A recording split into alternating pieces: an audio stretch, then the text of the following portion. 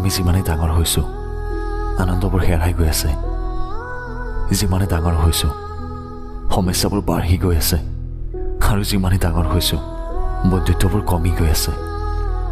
আচলতে ডাঙৰ হৈছোঁ মানে সময় কমি গৈ আছে। মানুহে ঠিকে কয় সময় কাৰো বাবে নৰয়। আচলতে গোটেই পৃথিৱীখনৰ দৃষ্টিত আপুনি বেয়া হ'লেও কোনো কথা নাই, যদিহে জীৱনত আপোনাক বুজি পোৱা, আপোনাক সঁহাৰি জনোৱা, আপোনাক বিশ্বাস কৰা কোনোবা এজন থাকে, তেন্তে জীৱনৰ প্ৰতিটো সমস্যাৰ সৈতে যুঁজি জয়ী হ'ব পাৰি।